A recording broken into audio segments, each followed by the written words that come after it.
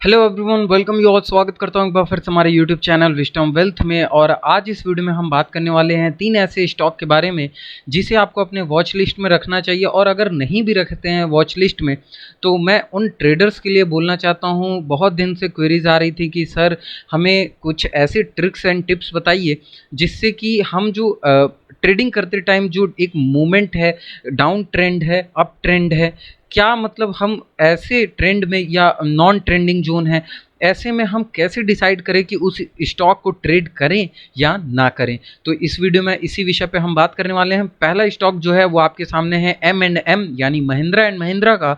और उसके बाद हम 2 और स्टॉक को रिवील करेंगे।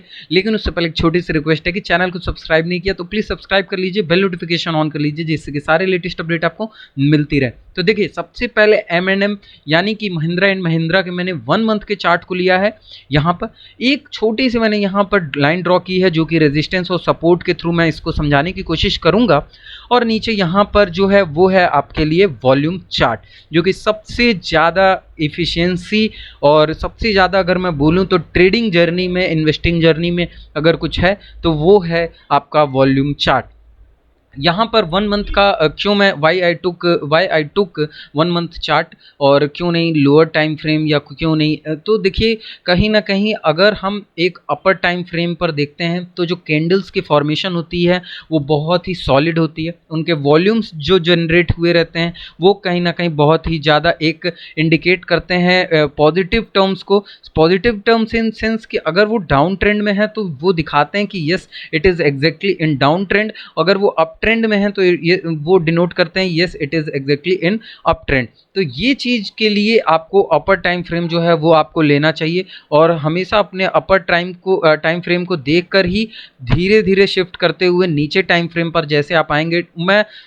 अगर मैं बोलूँ स्पेशली ये जो वीडियो है वो उन ट्रेडर्स के लिए है जो छोटे मोटे स्विंग ट्रेडर्स हैं, या डे ट्रेडिंग के लिए भी मैं बोल सकता हूं जो कभी कभार डे ट्रेडिंग करते हैं, तो उनके लिए ये स्पेशली वीडियो आज लॉन्ग टर्म्स के लिए नहीं है।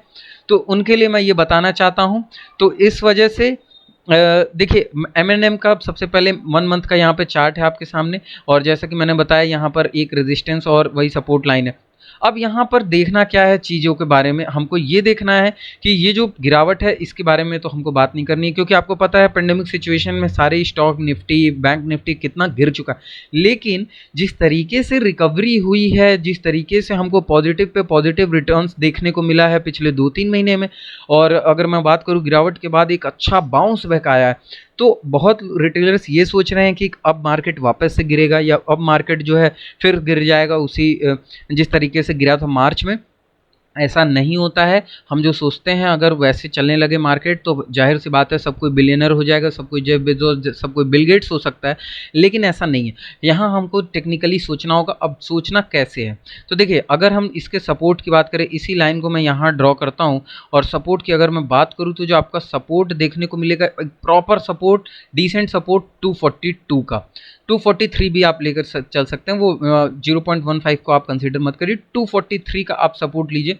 देखिए अगर कोई पॉइंट मैं बता रहा हूँ इट डजेंट मीन कि वहीं से बाउंस बैक हो जाएगा। अगर कोई बोल रहा है कोई अगर बहुत बड़ा ट्रेडर बोल रहा है, बहुत सीजन ट्रेडर होते हैं वही बता सकते हैं कि कौन से पॉइंट से रिवर्सल जो है वो पॉसिबल है। लेकिन वो भी कभी कभी उनको भी धोखा हो सकता है। क्यों? क्योंकि हमेशा एक जोन होता है, जोन सपोर्ट जोन होती है, रेजिस्टेंस जोन होती है, उस जोन से रिवर्सल देखने को मिलता है, ना कि उस डायरेक्ट एक पॉइंट बताया मैंने जैसे 245 तो वहाँ से रिवर्स हो गया, ऐसा नहीं होता, जोन होता है। अब इसका रीज़न सपोर्ट यहाँ पे लेने का क्या था, क्योंकि देखिए यहाँ पे अगर मैं पिछले बात करूँ तो जहाँ पर गिरते टाइम अगर कोई भी मार्केट में कोई भी स्टॉक गिरते टाइम सपोर्ट लेता है, वो जाहिर सी बात है वो कहाँ सपोर्ट लिया होगा, अपने प्रीवियस जो ब्रेक हुआ होगा रेजिस्टेंस उस पर। तो यहाँ प्रीवियस रेजिस्टेंस ब्रेक हुआ था ये, माफ़ करिएगा मैं थोड़ा इसको क्लियरली बना देता हूँ।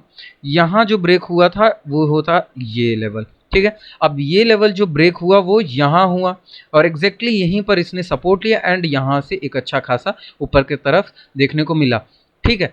अब एग्जैक्टली जब गिरावट हुई तो यहाँ पर इसी लेवल पर इसने लिया सपोर्ट। इस दोनों की बात करें तो अब इसी सपोर्ट से ही वापस मार्केट ऊपर चला गया यहाँ पे। लेकिन क्या अब जिस तरीके से कैंडल फॉर्मेशंस हुई हैं, क्या वाकई अब भी पोटेंशियल बाकी है?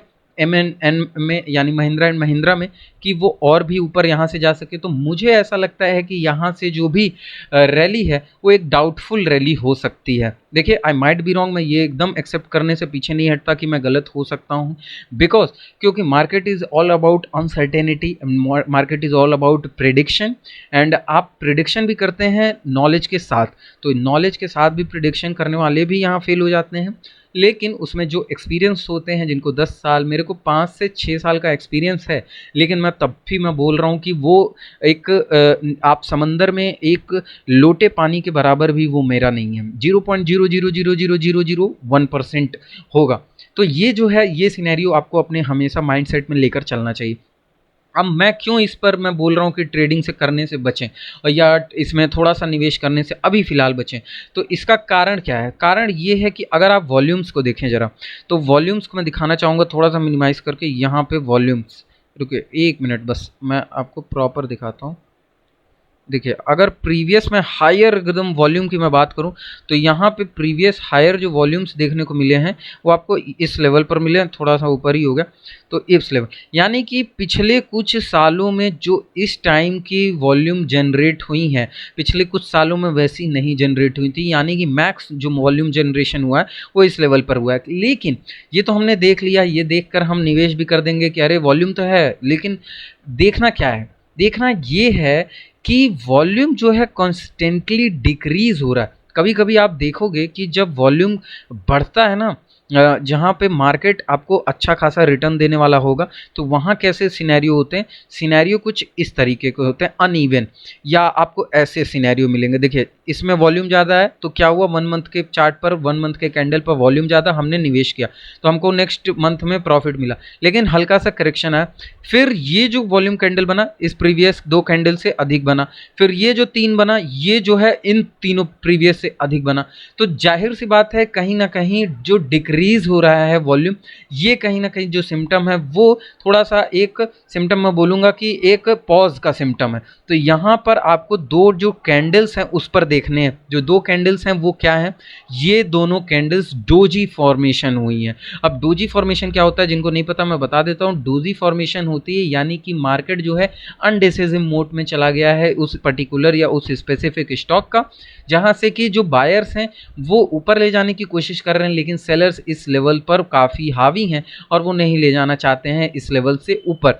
तो कॉन्स्टेंटली अगर मैं बोलूँ तो एक डोजी ये फॉर्मेशन हो चुका है, एक डोजी ये होने वाला है मंथली का, अगर अभी तो मंथ शुरू हुआ है लेकिन मंथली एंड तक अगर डोजी नहीं क्रिएट होता है और वॉल्यूम जो है वो अच्छा खासा ही रहता है, तो मैं बोलूँगा कि जो मेरे व्यूज़ थे वो नेगेटिव रहे, मैं गलत था। लेकिन वापस से अगर डोजी फॉर्मेशन होती है, डोजी अगर क्रिएट होता है, तो मैं यही बोलूँगा कि अभी फ़िलहाल इसमें निवेश से बचें और एक करेक्शन पे निवेश करने की प्रयास करें। ठीक है, तो ये जो सिनेरियो है वो है M&M में। अब जल्दी जल्दी आगे बढ़ाते हैं सबसे फेवरेट स्टॉक के बारे में। बहुत लोगों का फेवरेट है, रिटेलर्स का तो फेवरेट ही फेवरेट है। यहाँ 1 वीक के चार्ट पर मैंने लिया है IRCTC, Indian railway catering and tourism corporation का, यहाँ पर आपका रेलवे, इंडियन रेलवे का जो है स्टॉक आपके सामने। तो अब यहाँ पर देखना क्या है, देखिए यहाँ सिनेरियो क्या है कि वॉल्यूम का कोई भी खेल ही नहीं है, क्योंकि अक्टूबर में तो यहाँ पर लिस्टिंग ही हुई थी इसकी IRCTC की, और यहाँ पर खेल देखिए क्या हो रहा है कि पूरी तरीके से अनडिसिसिव खेल। अब इन तीनों स्टॉक को आपके सामने रखने का बस यही रीज़न था कि आप थोड़ा सा अवेयर रहें कि इसमें क्या करना है क्या नहीं करना है। अगर हम ब्लाइंडली इतने अच्छे जैसे ये M&M का, जैसा कि मैंने बताया, इतने अच्छे रन के बाद अगर आप इस लेवल पर बाय कर लो और मार्केट करेक्ट हो जाए, तो आपको यही लगेगा कि यार पैसे नहीं बनते मार्केट में या स्टॉक मार्केट में। तो ऐसा नहीं है, हमको देखना है कि हमको कहाँ opportunity, ample of opportunity where we can get, तो ये चीज़ें आपको देखनी है। तो यहाँ पर देखिए ये जो है अक्टूबर की लिस्टिंग है, ऊपर की तरफ बहुत सारे ट्रेडर्स और इन्वेस्टर्स ने पैसे कमाए इसमें, 2000 तक गया मार्केट, नीचे लेकर आया and then sideways, completely sideways. तो यहाँ पर बहुत लोग का मानना है कि नहीं सर ऐसा बात नहीं, स्ट्रांग है, स्ट्रांग है, I know IRCTC share is very very strong, but in this pandemic situation as you can see कि यहाँ पर कंप्लीटली लॉकडाउन है।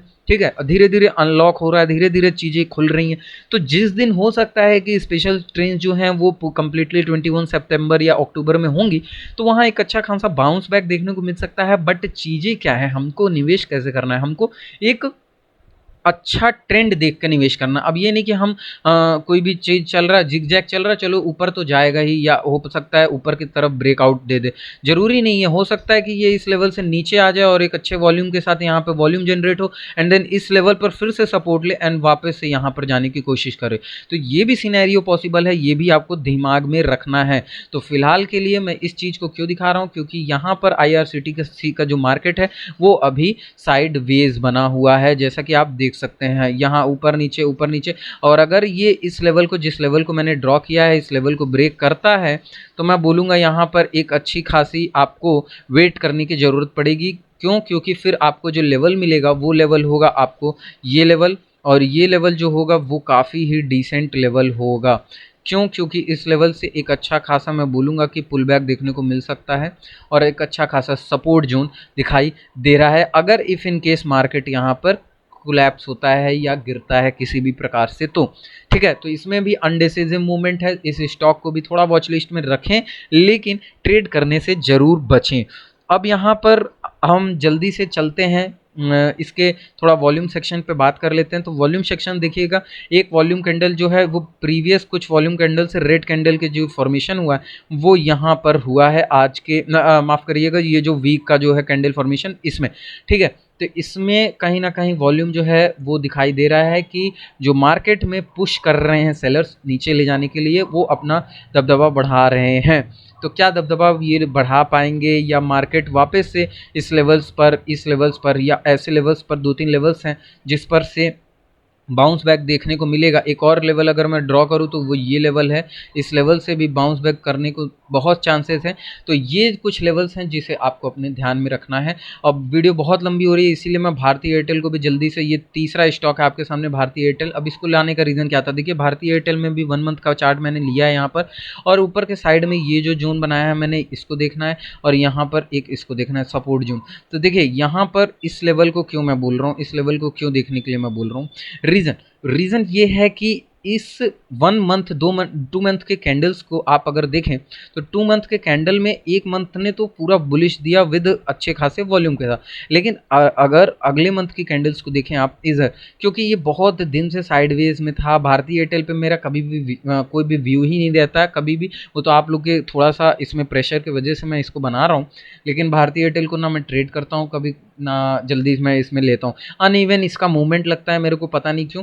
ठीक है, तो यहाँ पर देखिए वॉल्यूम जो जनरेट हुआ है आपको ध्यान में रखना है, लेकिन साथ ही साथ जो प्रीवियस वॉल्यूम है वो भी ध्यान में रखना है। अब देखिए क्यों मैं बोल रहा हूँ, आप लोग बहुत लोग कहें यार क्या सर आप भी एक बात पे टिके नहीं रहते हो, अभी करो वॉल्यूम देखो बहुत अच्छा है तो बाय कर लो। ये नहीं, बात को समझिएगा और वीडियो को थोड़ा पीछे जाके वापस से सुनिएगा मैंने क्या बोला। मैंने ये बोला वॉल्यूम का जहाँ खेल होता है वहाँ पे हमको डायरेक्शन को पता करने में अपनी बुद्धि लगानी है। तो यहाँ पर वॉल्यूम का खेल कुछ इस प्रकार है कि जो प्रीवियस वॉल्यूम है हायर देन ये जो रेड कैंडल्स के जो प्रीवियस वॉल्यूम्स हैं वो क्या है, अप्रॉक्सीमेटली उसी के आसपास हैं और उसी के लेवल्स पर हैं। तो अब जिस तरीके से सेलर्स ये नीचे इसको लेकर आ रहे हैं, तो देखिए इसमें क्या होता है, कभी कभी ये ब्रेक, कुल मिला के अगर आप देखें इसमें, अगर ये जो है ये फॉल्स ब्रेकडाउन हुआ, ठीक है, ये कम्प्लीटली फॉल्स ब्रेकडाउन हुआ, फॉल्स ब्रेकडाउन के बाद तो यहाँ पे कंफर्मेशन हो गया कि फॉल्स ब्रेकडाउन है, क्योंकि कोई भी क्लोजिंग जो हुई इस लेवल के ऊपर नहीं हुई। अब यहाँ पर जब नीचे गिर रहा है तो मे भी चांसेस ये हैं कि ये जो रेड कैंडल है ये प्रीवियस जो ग्रीन कैंडल्स हैं सोक कर जाएं। रीज़न क्या है, अब इसका रीज़न मैं ये बता देता हूँ। देखिए मैं इसको पहले हटाता हूँ, ज़्यादा मेसी मत करते नहीं करते हैं अपने को।